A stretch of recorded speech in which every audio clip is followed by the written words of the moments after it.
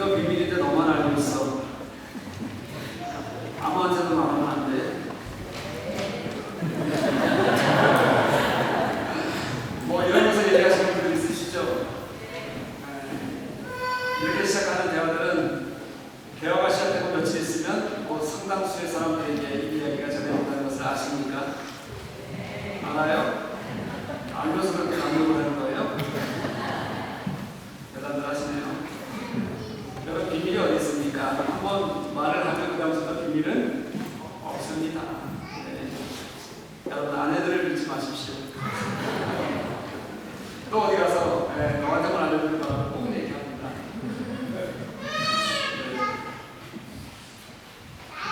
예수님께서 하나님 나라가 비밀이라고 말씀하신 이야기도 우리 2주 전부터 이제 하나님 나라의 비밀에 대해서 같이 이야기를 하고 있어요. 제가 지난주에 말씀을 드렸습니다. 하나님 나라는 세상과 전혀 다른 가치를 가지고 있기 때문에 우리가 그 하나님 나라를 이해할 수 없으니 누구에게는 계속해서 모두 남아있는 거예요. 비밀처럼 남아있게 되는 겁니다. 그렇지만 하나님 나라는 드러나게 되어져 있어요, 여러분. 하나님께서 감추시는 것이 아니라 우리 스스로 피하다 보니 비밀이 되어 있는 것이지 하나님이 그것을 일부러 감추시려고 하시는 것은 분명히 아닙니다. 오늘은 그 비밀에 대한 해답을 가지고 있는 또 다른 비유라고 생각하면 돼요. 그 비유가 왜 그렇게 드러날 수밖에 없는지를 말씀해 주시는 비유라 생각하면 될 것 같습니다. 오늘 본문은 등불의 비유와 돼지의 비유 이 두 개로 나뉘어져 있습니다. 짧은 5절에 두 개의 비유가 있는 거예요. 둘 다 하나님 나라의 비밀을 대하는 자세에 대해서 우리에게 가르쳐주고 있습니다. 순서대로 등불의 비유 먼저 한번 볼게요. 지난주 본문인 4가지 땅에 떨어진 씨앗의 비유는 당시 농경사회에서 집 밖의 환경을 예로 든 거라면 오늘 비유는 농경사회의 집 안의 비유를 예로 들고 있는 것이라고 생각하면 될 것 같습니다. 오늘 말씀을 보면 등불, 말, 등경, 평상 이런 단어들이 나오는데 혹시 여러분 이런 단어들 다 아시겠어요? 다 알죠? 다 아는 사람들은 주식이라는 뜻이에요.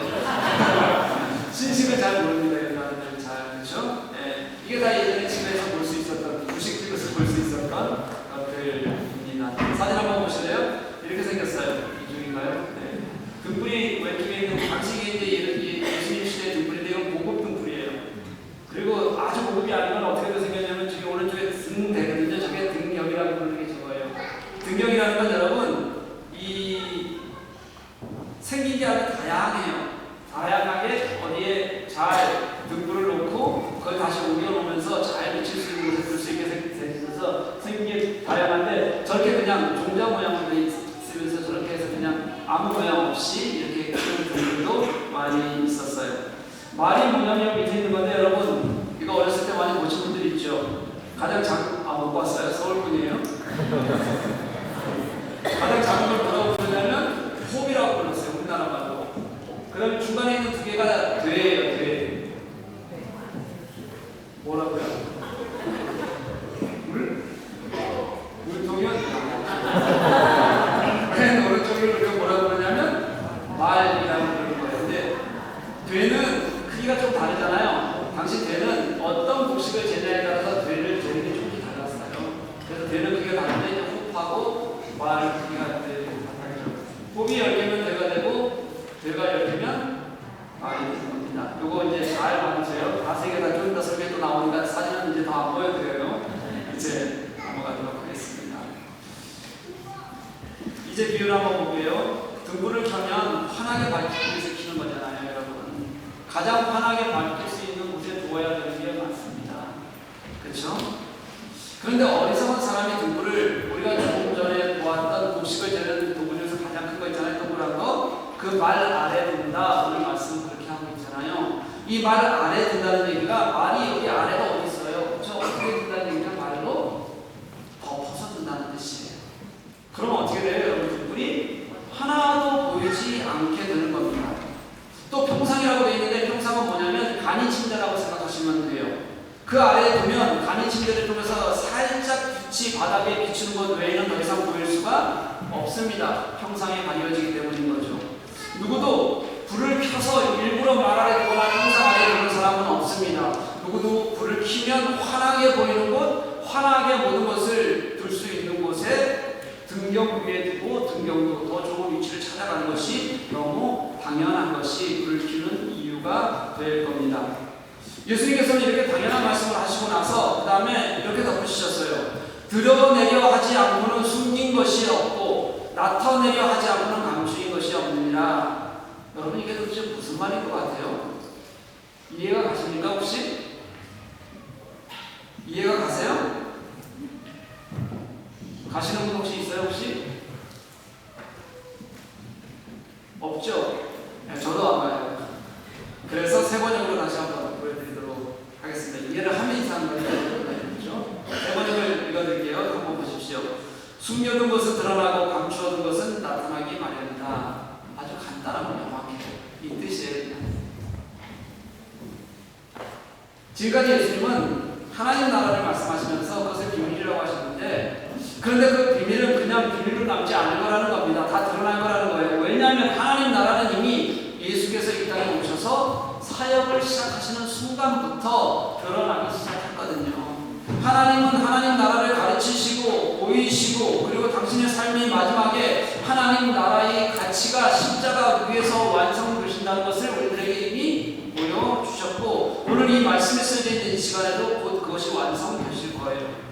우리의 욕심 때문에, 욕망 때문에, 죄악이 지배하는 세상에서는 이것을 받아들이기가 어려우니까 이것을 비밀이라고 말씀하시지만, 그렇다고 해서 이 비밀은 계속 감추어져 있을 수는 없다는 뜻입니다. 왜냐하면 하나님 나라의 비밀은 감추어 두는 데 목적이 있으신 것이 아니라 널리 알리는 데 목적이 있기 때문에 그렇습니다. 하나님 나라의 비밀을 감추어서 뭐 하겠습니까 여러분? 감춰둬서 하나님이 뭐 하시겠어요? 더 알려지고 넓어져서 하나님 나라의 통치를 확장시키는 게 하나님의 뜻이거든요. 그래서 하나님께서는 당신이 이 땅에서 하신 일을 모든 사람들이 알고 그 하나님의 은혜 가운데 당신과 함께 하나님 나라를 살아가게 하신 것이 하나님의 마음이시거든요. 그러니 오늘 본문에 다 드러난다, 다 나타난다 하시는 말씀은 하나님을 찾는 사람들에게는 약속의 말씀이기도 하시고요. 그리고 하나님을 거부하는 사람들에게는 경고의 말씀이기도 한 겁니다.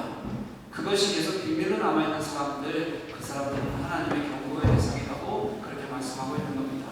사랑하는 교회 여러분, 성경의 비밀이 내게 여전히 비밀로 남아있는 것 같습니까? 잘 모르겠어요. 아마 하나님의 마음을 제대로 알지 못해서일 겁니다. 내가 예수님의 십자가조차 여전히 나의 유익을 위해서 사용하기 때문에 그것이 여전히 비밀처럼 들릴 겁니다. 십자가를 이루신 하나님의 나라를 여전히 나는 나의 욕심과 욕망의 어느 지점에서 가까이 가지 않고 물끄러미 바라보면서, 그러면서 그것에서 무엇이 있을까 그렇게 보고 있기 때문에 아마 내게는 여전히 비밀처럼 보일 것은 아닌가 생각이 들어요. 그런 우리들에게 주님께서 권면하시는 겁니다. 다시 한번 권면하세요. 아니, 저는 이것이 권면이 아니라 간절한 외침이라고 생각해요. 들을 귀 있는 자들은 들어라. 이게 들을 귀가 있는 사람만 들으라는 뜻이 아니에요. 여러분, 들어야 한다는 강조입니다. 듣고 돌아와야 한다는 뜻입니다. 이제 등불로 환히 비춰지는 이 세상에 드러나는 하나님 나라를 더 이상 외면하지 말고 그 예수 그리스도를 분명하게 마주할 수 있어야 한다는 뜻입니다. 그 주님을 섬겨야 한다. 그렇게 주님께서는 우리들에게 외치시는 것입니다. 그리고 두 번째 비유로 한번 넘어가 볼게요. 이 두 번째 비유는요, 이것도 비유인데 우리가 말씀만 보면 비유가 아니라 그냥 설명처럼 보여요. 24절 말씀 같이 한번 보십시오. 제가 읽어보겠습니다. 또 이르시되 너희가 무엇을 듣는가 스스로 삼가라. 너희의 헤아리는 그 헤아림으로 너희가 헤아림을 받을 것이며 더 받으리니. 이렇게 말씀하시잖아요. 이게 비유처럼 보이지 않죠? 그냥 설명같이 보이시죠? 그렇죠? 그리고 이거는 또 한눈에 들어오세요 여러분? 잘 안 들어오죠? 더구나 비유라고 얘기하면 무슨 뜻인지 알기가 굉장히 어려울 겁니다. 그래서 다시 이것도 세 번역으로 제가 다시 한번 여러분들에게 보여드릴게요. 그래서 제가 읽습니다. 세 번역이 이렇습니다. 예수께서 그들에게 말씀하셨다. 너희는 새겨들어라. 너희가 되실하여 주는 만큼 너희에게 되실하여 주실 것이요 덤으로 더 주실 것이다. 이 얘기예요. 훨씬 명확하죠? 여기서 되라고 제가 아까 처음에 말씀을 드렸어요. 이것은 되입니다. 그림으로 보았던 것 중에서 그 곡식을 재는 도구 중에서 가운데 있는 그게 있죠? 그게 되예요. 여러분, 등과 극의 도구입니다. 들을 게 있는 자는 들으라고 하시고 또 새겨 들으라고 그렇게 말씀하신 다음에 주님께서 비유를 드시는데 너희가 얼마만큼의 돼지를 하든 돼지를 해서 하는 그만큼 너희들이 그것이 너희들이 받는 몫이 될 것이다 이렇게 얘기하는 거예요. 돼지를 하는 만큼 그 양만큼 그러니까 너희들의 수고와 너희들이 하는 마음만큼 너희들이 뭐 하겠다는 거예요? 받게 될 것이다 라는 비유의 말씀입니다. 이 말씀을 풀어보겠습니다. 돼지는 무엇인가를 측량하는 정확하게 측량한다는 의미가 있는 도구입니다. 여기서 사용하는 이 돼지라는 헬라어 단어가 메트로예요. 메트로. 여러분 가게 메트로 말고요. 혹시 그것도 거기서 온다는지 제가 잘 모르겠어요. 거기서 온다는지 상점에서 온다는지 모르겠는데 이 메트로에서 온 단어가 뭐였냐면 길이를 재는 도구의 단위 미터요. 그 다음에 음악이 빠르기를 재는 도구인 메트로놈 이런 것들이 다 여기 메트로에서 온 단어예요. 뭐냐면 정확하게 측정해서 그만큼의 무엇인가가 필요할 때 그만큼을 하기 위해서 만들어준다는 의미가 있는 거예요. 우리가 잘 아는 속담이잖아요. 뭐냐면 심은 대로 거둔다 라는 뜻이 이 바탕에 깔려있다는 뜻입니다. 심은 대로 거둔다. 너희가 가지고 있는 마음만큼 너희가 가지고 있는 열심만큼 너희들은 어떻게 될 것이에요? 받게 될 것이라는 뜻입니다.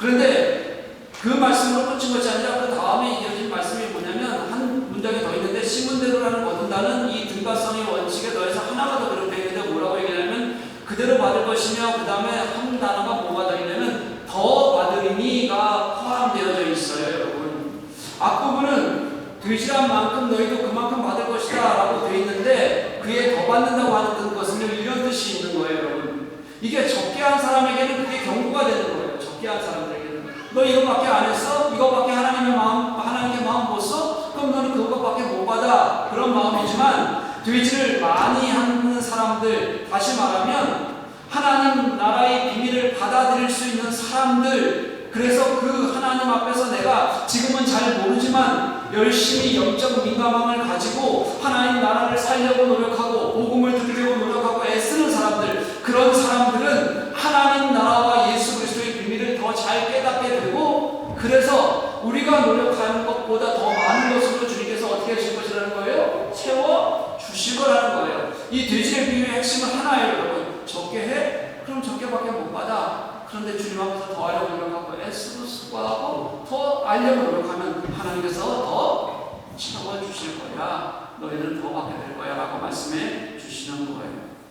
이런 영적인 부익부, 빈익빈 현상은 정말 너무 분명해서 25절은 이렇게 말씀하고 있어요. 있는 자는 받을 것이요 없는 자는 그 있는 것 가지고 빼앗기리라 말씀하세요. 저는 이 말씀이 우리의 신앙의 태도를 너무 잘 보여주는 말씀이라는 생각이 들어요. 목회를 하다 보면 여러분 이 말씀이 정말 맞습니다. 제가 이런 말을 자주 해요. 신앙은 제자리에 머물고 있으면 퇴보하는 겁니다. 제자리에 머물고 있으면 퇴보하는 거예요. 왜냐하면 신앙은 여러분 그냥 내가 가진 것을 가지고 그냥 가지고 있고 쟁여놓고 그냥 있는 그런 게 아니에요. 여러분 신앙이라는 것은 계속되는 은혜의 경험과 성화의 과정을 거쳐서 주님께 가는 길, 그걸 신앙이라고 얘기하는 거예요. 이런 것들이 되풀이 될 때 우리가 신앙을 가진다고 얘기하지 내가 언제 한번 가졌던 것들을 가지고 나는 이제 아무것도 안 해라고 생각할 때도 신앙을 가진다라고 표현하지 않는 거예요. 내가 주님을 알려고 생각하고 깨달으려고 하고 하나님 나라의 비밀을 살아내려고 애를 쓰면 그만큼 더 주님을 경험하고 감동하면서 살게 됩니다. 하지만요 그 반대로요 이 정도면 됐어 나 이쯤에서 그냥 멈추자 이제 그만하고 싶어 그러면 내가 그만큼 싸워왔던 것이 그냥 그대로 있는 게 여러분 절대 아니에요. 그러면 그때부터 성령이 내 안에서 일하실 공간이 사라져요. 성령이 내 안에서 말씀하시는 감동이 사라져요. 내가 포기했는데 내가 하지 않겠다고 하는데 내가 이쯤이면 된다고 얘기하는데 어떻게 성령께서 온전히 우리를 인도해 가시겠습니까? 그건 불가능해집니다.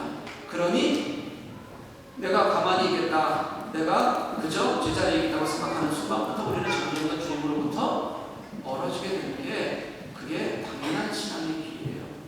그러니 신앙은 주님께 조금이라도 마음을 쓰려고 했으면 더 가지게 되고 그리고 주님께 내가 마음을 간절하기 시작하면 점점 더 멀어지고 여러분, 내가 처음에는 그냥 조금 쉬자고 얘기했던 것이 내가 얼마나 주님 앞에서 멀어지고 정말 주님께 감동이 없는 사람으로 변해서 그냥 교회만 왔다 갔다 하는지 여러분 스스로 잘 아시게 되잖아요. 그게 우리의 모습이라는 거예요. 예배를 생각해보다 압니다. 여러분 같이 이 자리에 앉아있잖아요. 그냥 앉아있는데 만족하시는 분들이 있어요. 그런 분들은 은혜 입기 어렵습니다. 은혜 못 받아요. 준비된 마음 없이, 주님에 대한 기대와 소망 없이 어떻게 마음의 감동이 있겠습니까? 어떻게 그런데 주님을 깊이 만날 수 있겠어요?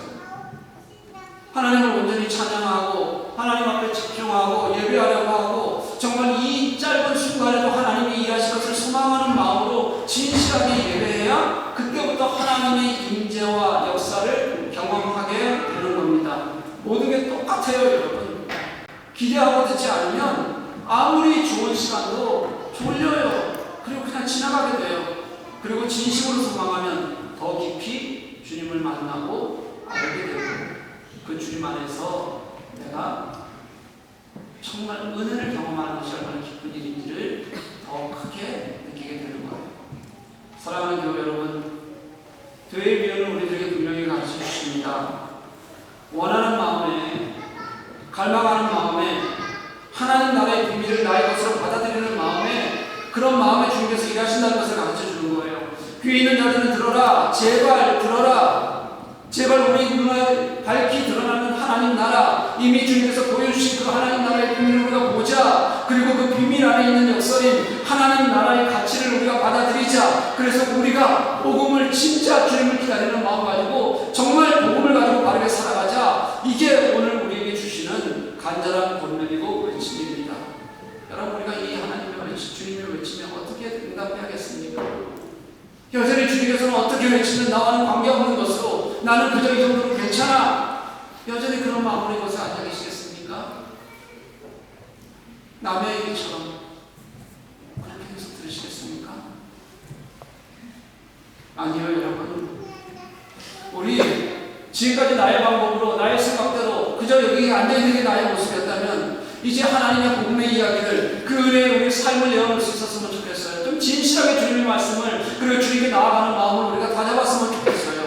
내가 지금 조금이라도 이제 주님께 나아가려고 하면 나를 받아주시고, 지금까지 무뎌졌던 마음에도 오늘 이 시간부터 나이가 주님께 가려는 그 마음에 응답하셔서 역사하시는 하나님, 그 하나님을 경험하는 저와 여러분이 될 수 있기를 간절히 소망합니다. 그게 우리가 내림절을 기다리는 마음이에요. 우리가 내림절을 오늘부터 시작합니다. 오늘 말씀은 빛으로 오신 예수님을 기다리는 우리의 마음에 주시는 아주 중요한 메시지가 있습니다. 등불에 비유해서 등불이 의미하는 것은 뭐겠어요? 빛은 세상을 드러나게 합니다. 어두운 곳에 있든 무엇이든 빛이 있으면 보이게 되어져 있습니다.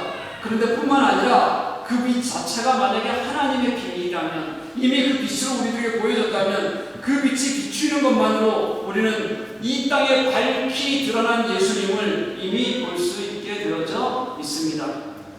오늘 말씀 21절 말씀 한번 보면요, 사람이 등불을 가져온다 그렇게 표현되어 있거든요. 원래 우리 개역개정 성경에는, 근데 헬라어 원문이 이게 등불이 의인화되어 있어요. 의인화. 그래서 어떻게 되어 있냐면 등불이 온다 원래 이렇게 되어 있어요. 등불이 온다. 등불을 의인화해서 등불이 온다고 했으니 당연히 이건 누구를 먼저 떠올리게 하는 거냐면 예수 그리스도를 떠올리게 하는 말씀이 필요가 맞아요. 예수께서 이 땅에 빛으로 오시는데 그 빛이 가리워질 리가 있겠습니까? 빛으로 오신 예수님으로 인해서 세상의 모든 것들은 당연히 드러나게 될 거예요. 역설적이게도 여러분, 우리가 이 비밀을 알지 못해서 자꾸 숨고 싶어하는 사람들, 자꾸 그 비밀을 인별로 외면하고 싶은 사람들, 나의 무엇을 감추고 나의 욕망을 채우고 싶은 사람들, 그들이 감추고 싶어하는 것들도 예수께서 빛으로 오시면 다 드러나게 되어져 있어요. 그거 감추어지지 않습니다. 나 혼자 그냥 머리 박고 감추어진 것처럼 생각하고 자신의 욕망을 주님 앞에서 쌓아가고 있을 뿐일 거예요. 빛으로 오신 예수님을 여전히 제대로 알지 못하고 보지 못하는 사람들에게는 그 빛 아래 비춰지는 모든 것들이 여러분 어색할 겁니다.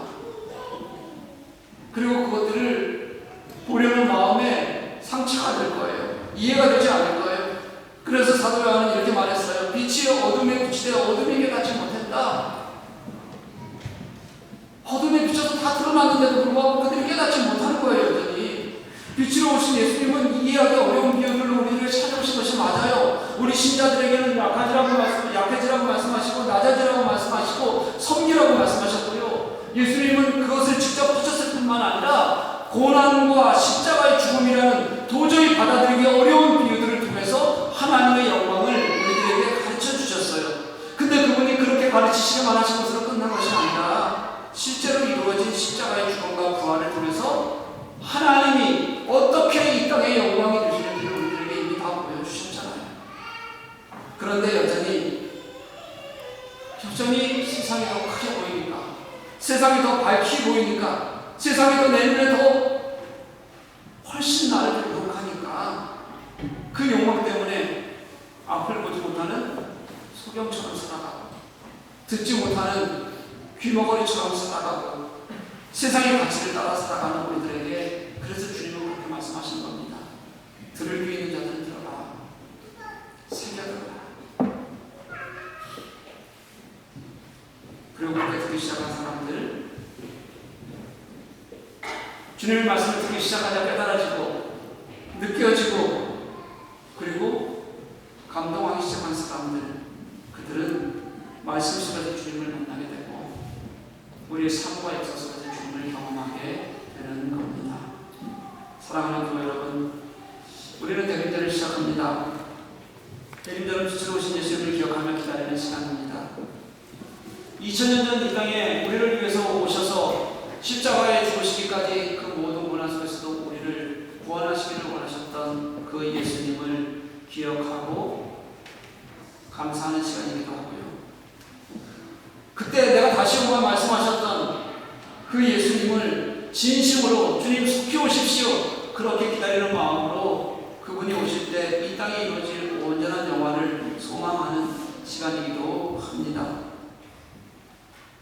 그래서 이 대림절은 우리 교회 여행이라고 하는데요, 교회의 달력으로는 대림절 첫 주일이 1월 1일이에요. 새해입니다. 주님을 기다리는 것으로 우리 신앙을 시작해야 한다는 뜻이라고 저는 그렇게 믿습니다. 이 대림절에 우리는 어떤 마음으로 빛으로 오신 예수님을 기다리고 있습니까? 지금까지 여전히 냈듯이 그 빛을 감추어두려고 하는 자처럼 눈 막고 귀 막은 채 그렇게 세상을 살아가지 않기를 소원합니다. 간절한 소망으로 당신의 나라를 살겠다고, 그게 지금 우리가 살아가고 있는 세상의 법칙과 달라도 이제는 하나님 나라의 소원이 나의 소원이 되게 하겠다는 마음으로 주님을 소망하는 우리가 되기를 간절히 원합니다. 그래서 그 주님이 내게 오시면 그 주님으로 인해서 기쁨과 감사를 드리는 저와 여러분이 되었으면 좋겠습니다. 같은 곳에서 말씀을 들어도 어떤 이는 큰 은혜를 얻습니다. 어떤 이는 작은 은혜를 얻습니다. 어떤 이는 아예 은혜를 받지 못하기도 합니다. 비밀은 감춰진 것이 아니라 받는 사람의 마음이 있기 때문이라고 성경은 우리들에게 가르쳐 주십니다. 사랑하는 교회 여러분, 우리 빛 대신 예수 그리스도, 그분을 기다리는 이 대림절이 흥청망청 어딘가에서 외식하고 방탕한 것으로 나의 시간을 보내는 것이 전부가 아니라 주님께서 이 땅에 오실 때 나는 어떤 마음으로 당신을 기다릴까? 주님께서 이 땅에서 우리들에게 가르치시고 하셨던 그 비밀을 나는 이 땅에서 좀 살아가고 있는가? 그것이 나에게는 기쁨이 되고 감사가 되어서 그 은혜를 누리려고 하고 있는가? 늘 기억하며 간절한 소망을 담아서 기다렸으면 좋겠어요. 그리고 그리스도께 나의 기쁨을 드릴 줄 알고 감사를 드릴 줄 알고 내려놓음과 섬김으로 그리고 포기함으로 반응할 때 내게 역사하시는 주님, 그 주님이 우리 대림절에 나를 찾아오시는 주님